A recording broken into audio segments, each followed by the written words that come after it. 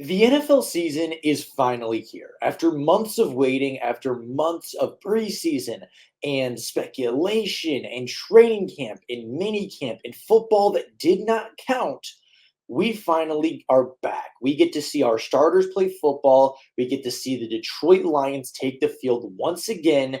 And this week, to start it all off, we are back yet again with the team the Lions cannot escape, with the Los Angeles Rams, a team that they defeated in the wild card round of the 2023 postseason. Two teams that seem to be forever linked between these two quarterbacks in a massive trade that impacted both franchises forever.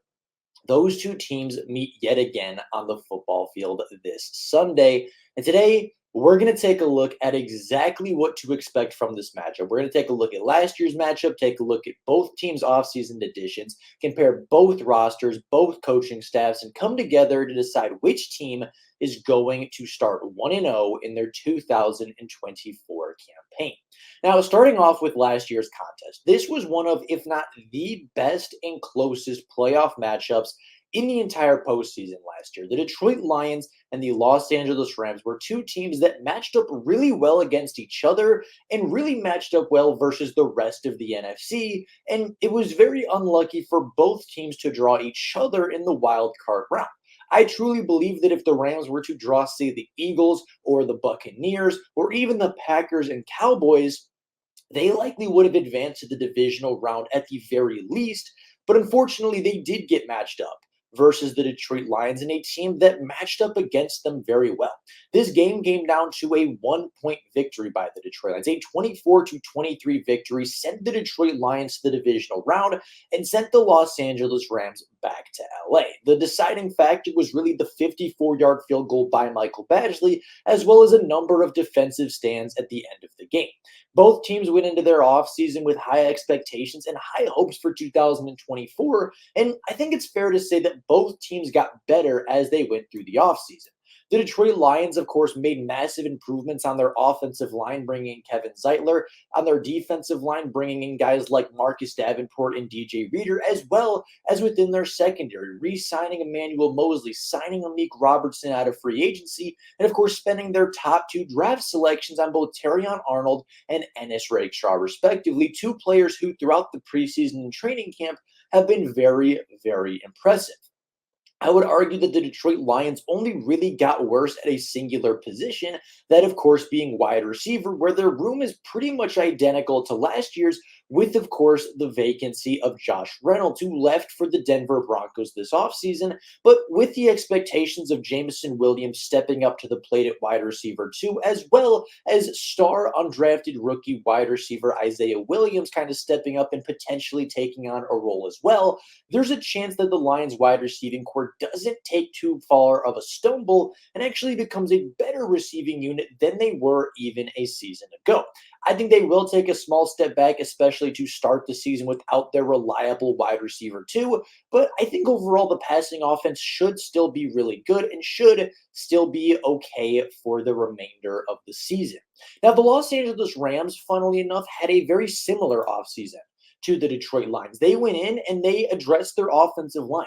They re-signed Kevin Dotson to a 3-year, $42 million contract. They signed Jonah Jackson away from the Detroit Lions on a 3-year, I believe, $72 million contract. They signed a couple of other offensive linemen that they felt were very strong. And I do think that their offensive line and their trench play overall is better than it was last season when they met the Detroit Lions in the postseason.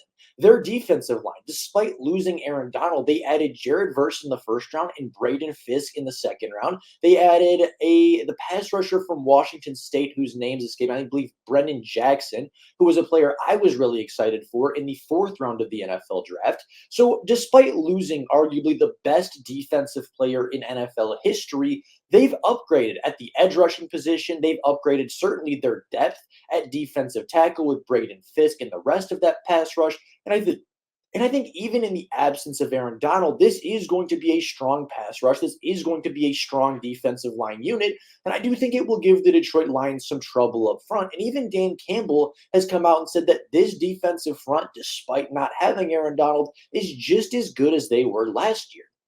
The Rams also went out and they addressed the secondary position, signing Cameron Curl, Darius Williams, and Tre'Davious White, all to new deals in this Rams secondary. Now, unfortunately, yesterday Darius Williams was placed on injury reserve, and I don't know exactly what the injury is, but they do expect him to miss well over a month of the NFL season, and that is a big blow for them. That is their cornerback one, and as of right now, Tre'Davious White, coming off of a big injury from last year, is going to be their cornerback one, which of course is a massive blow to that secondary and a massive blow to the defense. But overall, I think both of these teams are playoff contenders. Both of these teams got better in the offseason. Both of these teams have something to prove this season, and I do expect a very close game between these two teams that, again, seem to be linked and connected at the hip. They can't escape each other. They have to go through each other, and they're going to meet and decide it in week one. Now, taking a look at comparing these rosters, let's start off with the Detroit Lions offense. Comparing the running backs to the Rams linebackers, I think that it goes to the Detroit Lions as far as a matchup. You have Jahmyr Gibbs and David Montgomery, arguably the best running back duo in the NFL, matched up against Roseboom and Spites, two players that I don't think are necessarily top tier linebackers within the NFL, players that are certainly starting caliber, but I don't think are nearly as good as some of the other linebacking duos or linebacking rooms that the Detroit Lions will face. And honestly, I'm not even sure they're as good as the Detroit Lions linebacking core that the Lions running backs face in practice every single day. So you're talking about a top tier running back group versus a middle to lower tier linebacking group. And I think that this one pretty easily goes to the Detroit Lions, and a very similar thing for tight ends versus linebackers and safeties. I do think that the Rams safety room is a bit better than their linebacking room, but I think Sam Laporta is such a good tight end. He was so impactful in the game last year with that fourth down touchdown. Only had 3 receptions for 14 yards, but those 3 receptions, 2 of them were for first downs, 1 of them was for a touchdown. Sam Laporta was very impactful in that game, even if the stats sheet doesn't show it. And I do think that the Lions have the advantage there, but I do think it's a bit closer with the safety rooms included. Offensive versus defensive line, I think you have to give it to the Detroit Lions. Again, the best offensive line in football. The Rams have a very young defensive line, a very unknown defensive line, and after losing Aaron Donald this offseason, it's hard to say how good the pass rush is going to be. It's hard to say how good the run-stopping ability is going to be up front. And even with Aaron Donald a season ago, the Detroit Lions offensive line won that matchup. They won their battles. They kept Jared Goff clean in the pocket. They opened up rushing lanes. And there was a big reason as to why the Lions were able to escape with that victory. I think losing Aaron Donald, even bringing in guys like Braden Fisk and Jared Verse, I think the Lions offensive line still has the advantage here. And then when it comes to wide receivers versus defensive backs, I think that this matchup is a lot closer with Darius Williams, but with losing Darius Williams in this game, you've Amon-Ra St. Brown matched up against Tre'Davious White, who I think was a good cornerback at one point, but coming off of injuries, being an older cornerback at this point, he's not the all-pro cornerback that he once was. And then you have Jameson Williams versus Kobe Durant, a player that I think is pretty good in the NFL overall, a little bit of an underrated secondary player. But overall, I do think that Jameson Williams will be able to get his separation. I do think he will be able to get a couple of good receptions. And I think Jameson Williams, I think the hype is real. I do believe that Jameson Williams will have a much better season than last year. I think he will continue to take steps forward in this offense. And although I don't think he's necessarily going to hit that 1,000-yard mark, I think 800 to 900 yards in the season is a pretty realistic expectation for him. And I think expecting about 80 to 90 yards this game is not out of the question for Jameson Williams as the Lions' new wide receiver, too. So despite the Detroit Lions sweeping this offensive, matchups, right? Their running backs being better, tight ends, offensive line, and wide receivers, I don't think there's too many matchups that are blowouts, if that is the right word, right? I do think that the offensive and defensive line will be a good matchup. I do think that the Rams secondary will go toe-to-toe. I think they will make some plays versus this Detroit Lions wide receiving core. But overall, I think matchup for matchup, the Detroit Lions are a better offense than the Rams are a defense. And going to the other side of the ball, I think it's pretty evenly matched as well. Running backs versus linebackers, I think the Lions have one of the most underrated linebacking cores in the NFL.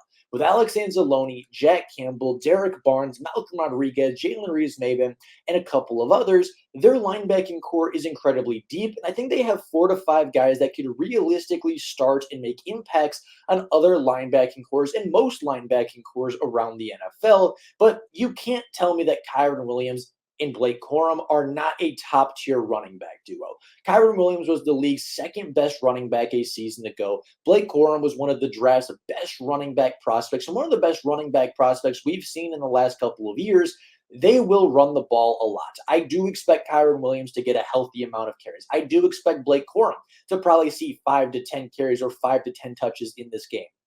And although I do think Alex Anzalone and Jack Campbell are very good, it's hard for me to say that they are better as a duo than Kyron Williams and Blake Corum. I think it's going to be a very close matchup. I think it'll be a matchup that will decide the game. Last postseason, Kyron Williams averaged 4.7 yards per carry versus this Lions defense, which is one of the best running back performances they saw all season. So Kyron Williams is an extremely good talent. Blake Corum is a top-tier running back prospect, and I think they will have the slight advantage over the Lions linebacking core. Tight end versus linebacker, I think goes to the Detroit Lions. The Lions, as I said, linebacking core, a little bit underrated. The Rams tight end one is Colby Parkinson, who in his 4-year career has 618 receiving yards. I think this one pretty easily goes to the Detroit Lions. They have a great safety room to take away tight ends, a great linebacking room to take away tight ends, and I think they will win this matchup. Offensive line versus defensive line. This is one of the closest and hardest ones to describe because I don't know what to expect from the Rams offensive line, right? I think there's a world where they are really, really good. I think there's a world where they are top 15, maybe even top 10 in the NFL. But going into this game, their left tackle is suspended and will not play. Jonah Jackson, their left guard, has been on the injury report this week, but he is limited to fully practicing throughout the week. So it is worthy of note, but likely that he will play, maybe play through an injury, as well as the right tackle being limited in practice all week. So their offensive line, I think, is talented. They've put in really good work on the offensive line and put a lot of capital into it, but I don't know how healthy they are going to be. And for that reason, I will take Aiden Hutchinson and Aleem McNeil and DJ Reader and Marcus Davenport versus a beat-up Rams offensive line that last year was able to not really protect Stafford all that well, right? Last year, the Lions had a lot of hits. Last year, the Detroit Lions had a couple of sacks. They got to Stafford consistently in that game, and I think that the same will be true on Sunday night. I think Aiden Hutchinson will have a big day. I think Aleem McNeil will have a big day. I think Marcus Davenport could potentially see a sack and a couple of pressures. And I do think that despite the Rams being a better offensive line with the suspension, with playing through a couple of injuries, I will give the slight edge to the Detroit Lions. But then going over to the wide receivers versus defensive backs matchup, I think it goes pretty easily and pretty heavily towards the Los Angeles Rams. Puka Nacua versus Carlton Davis, Cooper Kupp versus Terrion Arnold. The Rams have a better receiving core than the Lions have a secondary. The Lions secondary hasn't played together very much. The Lions secondary is still pretty new to playing as a unit. And I do expect that Puka Nacua and Cooper Kupp have very good games. I would not be surprised if both of them went for 100 yards receiving and a touchdown, but that's kind of the strategy the Lions went in with last year, right? Puka Nacua can have 180 yards and a touchdown, right? Cooper Kupp can have 5-6 receptions for a first downs and a couple touchdowns. Even Tutu Atwell can have a big game for a touchdown and 60 yards, but they kept the running game in check, which they did last year, and that was a big part of why they were able to win. So taking a look at the game script for this game, I think we're going to see a pretty similar matchup to what we had a season ago.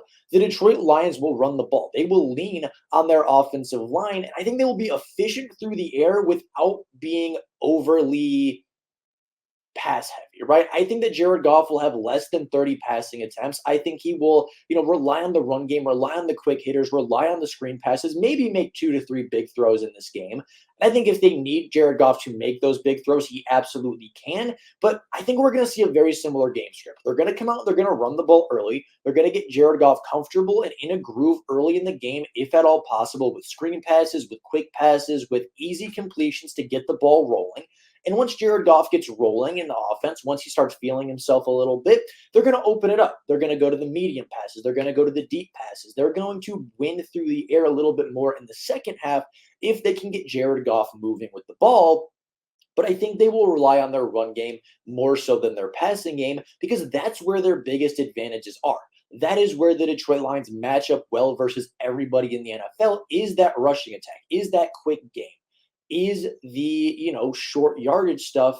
And I think that's where the Detroit Lions will try to win this game. Whereas I actually think the Rams will be quite the opposite. Despite leading the NFL in rushing attempts last year, I don't think the Rams are that interested in running the ball versus Detroit, right? I think that's the best way to put it.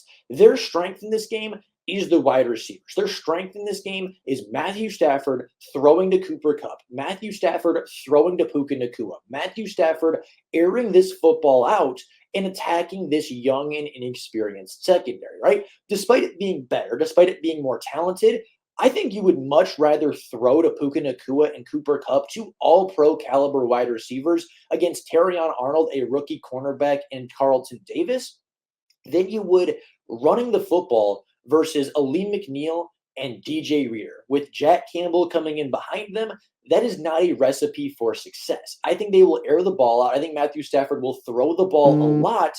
And I expect this to be a very similar matchup to what we saw last year. The Rams put up big numbers through the air. The Lions put up big numbers on the ground. Jared Goff is efficient without putting up too big of numbers. And I think overall we will see a very similar result. I think this game ends 27-24. And a field goal difference, the Lions will take this game. I think the Lions have a better roster overall. They have a more experienced roster. They have a better coaching staff overall, though I do think that Sean McVay is probably the best coach in the building on Sunday. And, of course, the home field advantage. Ford Field will be rocking. Matthew Stafford is coming back, and the Lions fans take that personal. The Rams are coming into town. The Lions take that personally. The home field advantage, I think, will be a massive upside for the Detroit Lions. And on top of having a more talented roster, I do think the Lions are just overall the better football team. I think the Lions are a 12-5, 13-4 type of football team, while the Rams are a 10-6, 11-5 type of football team. Two teams that are very talented, two teams that will go to the playoffs, two teams that I think will fight for division championships, and two teams that I think could potentially meet again in January. But this time, at home, much like we saw in the postseason, I think the Lions take a tough, gritty fight of a football game, and they walk away 1-0 on the season. Now, I think both teams have a chance in this game. I would not be surprised if the Rams end up taking it. With all of that being said, that's all I got for you guys right now. Let me know in the comments down below your opinions of this game. How do you think the Lions will match up? Do you think they walk away with a victory or a loss to start their 2024 campaign? And of course, if you're a Rams fan, let me know down below how you feel about these matchups as well. I'd be very curious what you guys have to say. But with all of that being said, that's all I got for you guys right now. If you have yet to subscribe to the channel, go down below and do so. Hit the bell notification so you never miss a Detroit Lions upload. I'm trying to get out more videos, try to get 3 or 4 videos a week out from here on out through the rest of the school year. So if you like the Detroit Lions content, again, hit that bell notification, subscribe to the channel, and I will be back with more Detroit Lions content later in the week. But until then, thank you all so very much for watching. And until next time, and as always, go Lions.